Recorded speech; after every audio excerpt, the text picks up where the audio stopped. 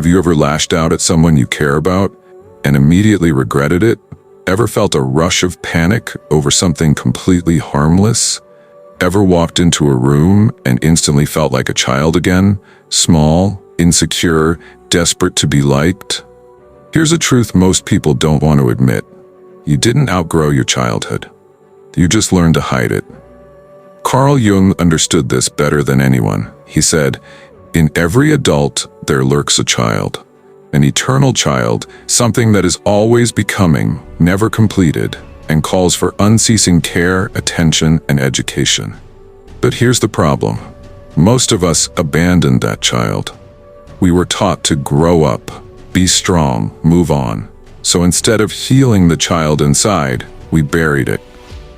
But it didn't disappear. It just started running the show from behind the curtain.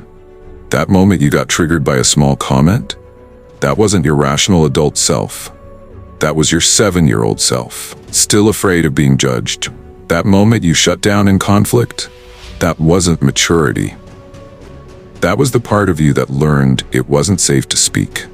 We call it anxiety, self-doubt, imposter syndrome, codependency. But these are just symptoms. At the root is one thing: a child who never felt safe, never felt seen, and still believes the world is dangerous. And here's where Jung went deeper than most psychologists ever dared to. He didn't just want to manage symptoms. He wanted to meet the cause. He saw the inner child as a psychic reality, not a metaphor, not a memory, but a real, living force inside your unconscious that continues to shape how you think, feel, and relate, whether you acknowledge it or not. So much of what we think of as our personality is just protection. People-pleasing isn't a trait, it's a survival tactic. Overachievement isn't discipline, it's a cry for validation. Anger issues, emotional numbing, fear of abandonment, these aren't adult problems, they're childhood wounds wearing adult masks. And the real tragedy? We build entire lives around these wounds. We choose careers to win approval. We enter relationships to avoid being alone, not because we feel whole. We parent our own kids from a place of fear, passing down the very insecurities we tried to escape. The child you once were never disappeared. It just got louder in silence. So here's the first uncomfortable truth Jung forces us to confront. You're not reacting to the world as it is. You're reacting to the world through the lens of your unmet needs. That's why the same patterns keep repeating. You keep attracting the same types of people. You keep facing the same emotional challenges. You keep breaking down in the same moments. Not because life is punishing you, but because the inner child is still waiting to be heard. And healing doesn't begin with fixing, it begins with noticing. Because until you meet the child inside you, you'll keep mistaking your wounds for your identity. Carl Jung gave us one of the most powerful truths in psychology. Until you make the unconscious conscious, it will direct your life, and you will call it fate. Let that sink in. You think you're choosing your path, but what if you're just reacting, over and over from a place you've buried? Welcome to the shadow. Specifically, what Jung would call the shadow child, the parts of you that were denied, shamed, or neglected in childhood and now live in the dark. And here's the punchline. What you suppress doesn't go away. It grows teeth. That fear of abandonment, that didn't start in adulthood. It started the first time someone made love feel conditional. That rage you can't control, it began when you weren't allowed to speak your mind. That constant anxiety, it was born the day you learned the world only accepts the good version of you. You didn't kill those parts. You hid them. You learned which feelings were safe to express and which would get you punished, rejected, or ignored. So you split. The child who wanted to scream, silenced. The one who craved affection, dismissed. The one who said no, erased. Jung called this process repression, and it's how the shadow is formed. And make no mistake, your shadow isn't evil, it's wounded. But because it wasn't welcomed, it acts out, it sabotages, it clings, it explodes when you least expect it. Not because it wants to destroy you, but because it was never allowed to exist. You think your adult self is in control. But until you meet your shadow child, it's not you who's reacting to life. It's the part of you that's still terrified, still unheard, still stuck in survival mode. This is why self-sabotage feels so confusing. Why you ruin good relationships. Why you procrastinate what you say you care about. Why you lash out and then apologize for being too much. It's not you. It's the part you've never made peace with. And here's the deeper cut Jung made. The more you try to be good, the stronger your shadow becomes. The perfectionist becomes controlling. The peacekeeper becomes resentful. The giver becomes manipulative. Why? Because the shadow will not be denied forever. What you reject returns, usually at the worst possible time. So what do? You don't fight your shadow child. You listen to it. You learn its language. Because it doesn't speak in logic. It speaks in triggers. It shows up in projection, when you judge in others what you can't accept in yourself. It shows up in repetition, when you attract what you say you want to avoid. It shows up in dreams, slips of the tongue, emotional breakdowns. That's not weakness. That's the shadow knocking on the door. And here's what most people miss. Healing doesn't start when you become more positive. It starts when you stop being afraid of the dark. The shadow child doesn't need to be punished. It needs to be seen. Because beneath every trigger is a truth. I wasn't allowed to feel this. I wasn't safe when I said this. I had to pretend to survive. And beneath every outburst is a wound screaming, "Will you finally see me now?" Carl Jung wasn't interested in helping people feel better. He was interested in helping them become whole. And you can't be whole without your shadow. So if you want to heal, stop trying to be more virtuous. Start being more honest. Stop performing. Start integrating. Because the parts you're ashamed of, they're not your enemy. They're your map. The shadow child doesn't want to destroy your life. It wants to help you reclaim it. You've identified the shadow child. You've felt the sting of unmet needs. Now comes the part no one prepares you for. Becoming the parent you never had. See, most of us keep chasing healing in others. A partner, a mentor, a therapist, a community. And while those things can support us, they can't complete us. Because what you didn't get from the outside, you must now give from the inside. Carl Jung never used the term reparenting, but the idea was clear in his work. He knew that to become whole, you'd have to turn inward, not to punish the child within you, but to raise them. And raising them means giving them what no one else could. So, what does reparenting look like? Let's start here. It's not about blame. It's about responsibility. Blame looks backward. Responsibility moves forward. You don't reparent yourself by sitting in resentment. You do it by asking, every day, what did I need back then, and how can I provide it now? The child in you might say, I needed to be protected. I needed to feel seen. I needed to be told it's okay to be angry. I needed someone to love me without conditions. That's where the work begins. Reparenting means becoming the inner adult who can show up over and over with the 3 things that heal like nothing else. 1. Boundaries. 2. Compassion. 3. Consistency. Let's break that down. 1. Boundaries. The wounded child in you doesn't know limits. It says yes when it wants to say no. It overexerts to earn love. It fawns, freezes, hides, appeases. So the adult you must step in and say, this is where I draw the line. This is how I protect my energy. This is who I allow into my life. Setting boundaries isn't selfish, it's sacred. It's how you tell your inner child, I've got you now. 2. Compassion. You won't always get it right. You'll fall into old patterns. You'll react when you wanted to respond. You'll catch yourself people-pleasing, self-abandoning, spiraling. And that's when most people shame themselves. But reparenting says, we don't punish ourselves for being wounded. We hold ourselves through the pain. You speak kindly to yourself, not because you're trying to be positive, but because your inner child already heard enough criticism for a lifetime. 3. Consistency. This might be the hardest one. because most people show up for themselves when it's convenient.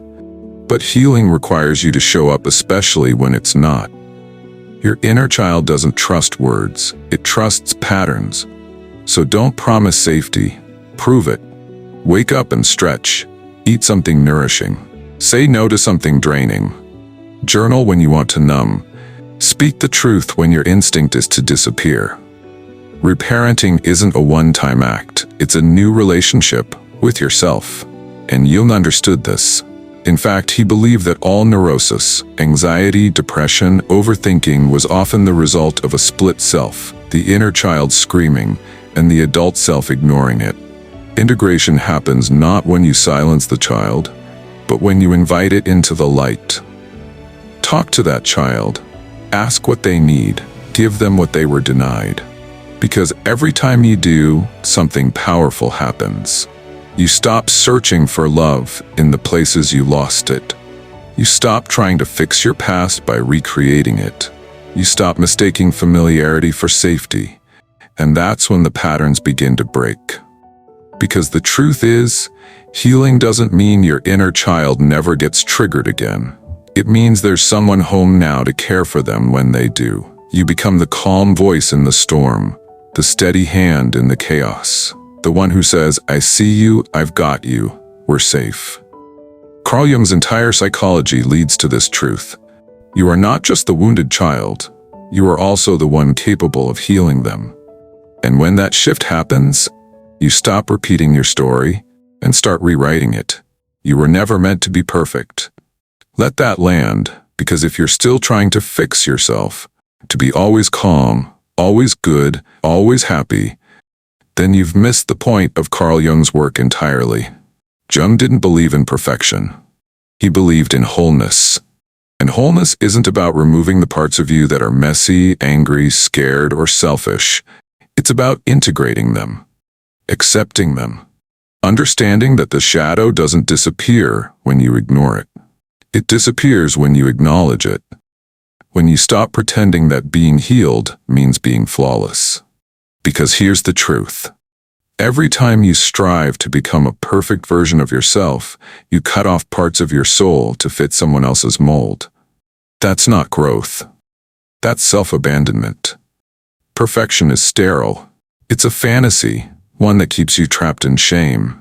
You keep asking, what's wrong with me, when the real question is, what part of me have I rejected? Jung saw healing as a return to the whole self, not the ideal self. He wrote, I'd rather be whole than good. That's not just a clever quote. That's a war cry against the inner critic that says you have to fix yourself to be worthy. No, you don't.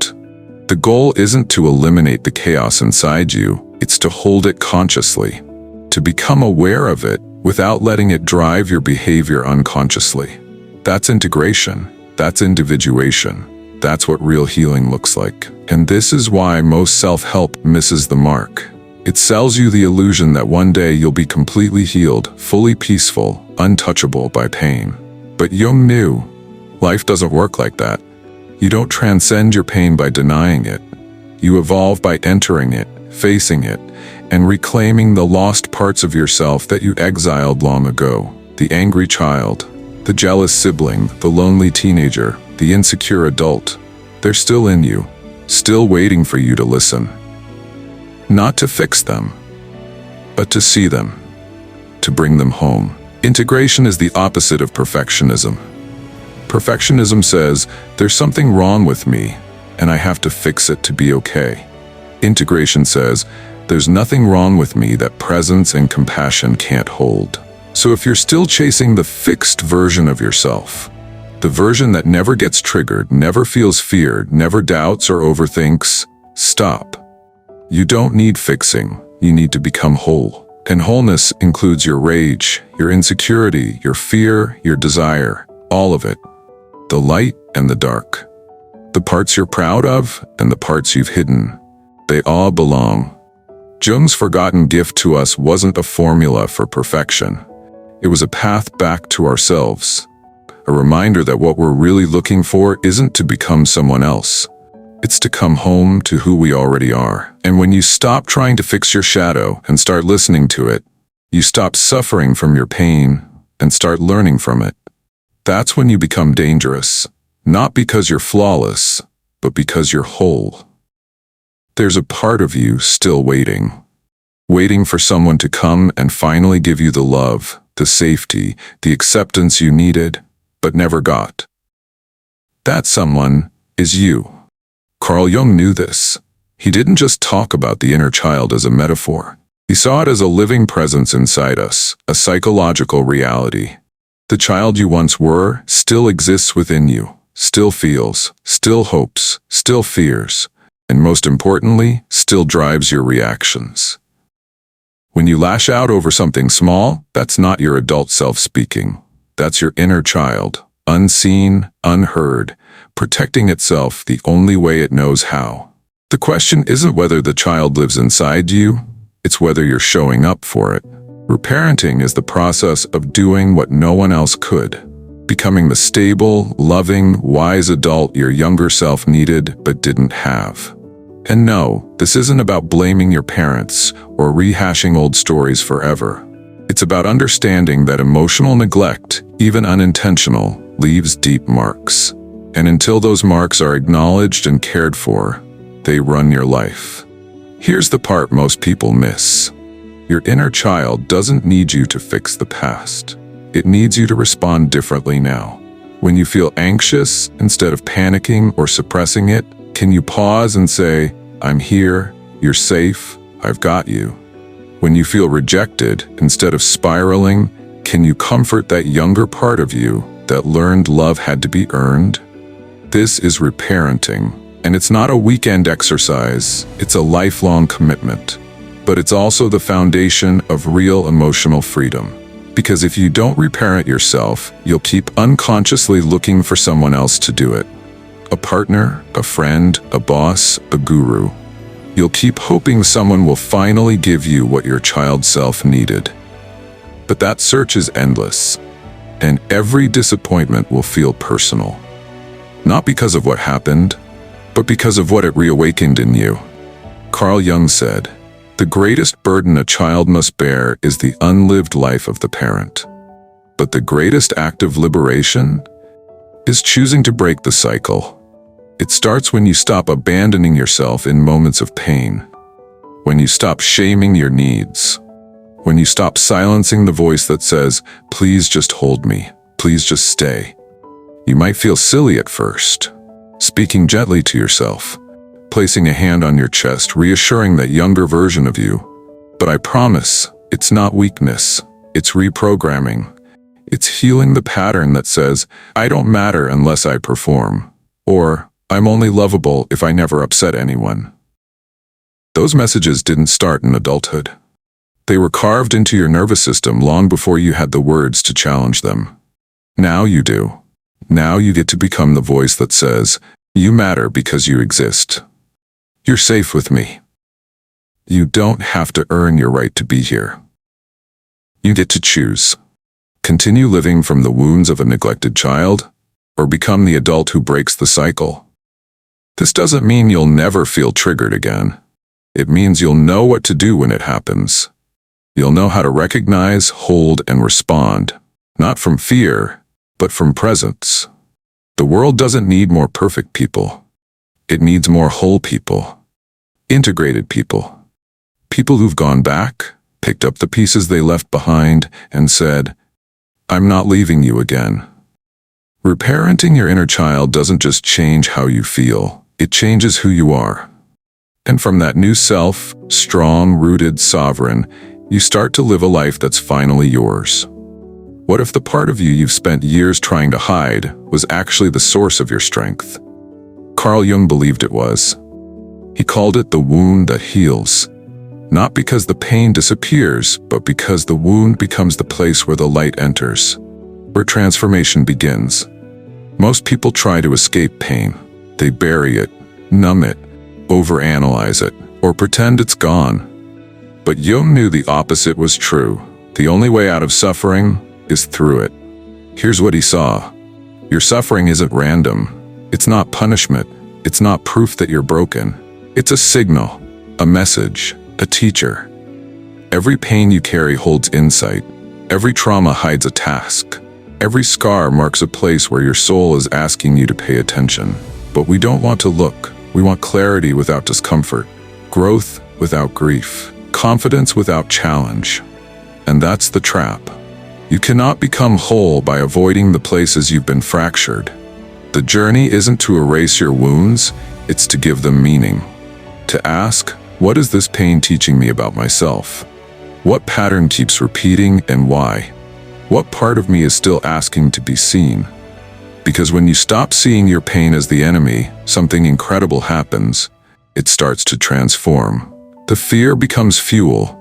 The shame becomes empathy. The grief becomes depth. Jung said, one does not become enlightened by imagining figures of light, but by making the darkness conscious. Real healing doesn't happen through affirmation alone. It happens when you confront your shadow and realize it's not trying to hurt you. It's trying to integrate with you. You don't have to relive your trauma to honor your healing, but you do have to acknowledge it. You have to be willing to face the story you've been telling yourself and rewrite it from a place of power. Because here's the truth. You can't control what hurt you, but you can choose what it means now. You can decide that what once broke you now builds you. You can choose to show up, not as the victim of your past, but as the author of your future. And no, that doesn't mean your pain disappears, but it stops defining you. You stop living reactively. You stop blaming. You stop carrying guilt that was never yours. You start responding with clarity, with compassion, with grounded strength. You start to walk differently because the weight you once carried is now your foundation. You become the kind of person people feel without needing you to speak, because you've been through something and you came back with wisdom, not the kind you read in books, the kind you earn, the kind that only comes when you take your wound and build something sacred from it. This is the final step in Jung's process, not to fix what's broken, but to realize you were never broken at all. You were being refined, and now you carry depth. Now you hold presence. Now your pain is no longer just yours, it's your gift to the world. So the next time you feel that familiar ache rising, the doubt, the fear, the old pain whispering that you'll never be enough, don't run. Sit with it. Ask it what it needs. And remember, the most powerful version of you isn't the one without wounds. It's the one who learned how to turn them into wisdom. If this message resonated, if something inside you stirred even slightly, don't keep it to yourself. Like, comment, share it with someone who needs to hear it, and most of all, subscribe. Because this journey, it's just beginning. Each video we create is another step toward understanding who you truly are and becoming powerful enough to live it. You don't need to be perfect. You just need to be present. Show up for yourself. Stay curious, and remember, the parts of you that feel too broken are often the parts the world needs most. Let's keep going. Together.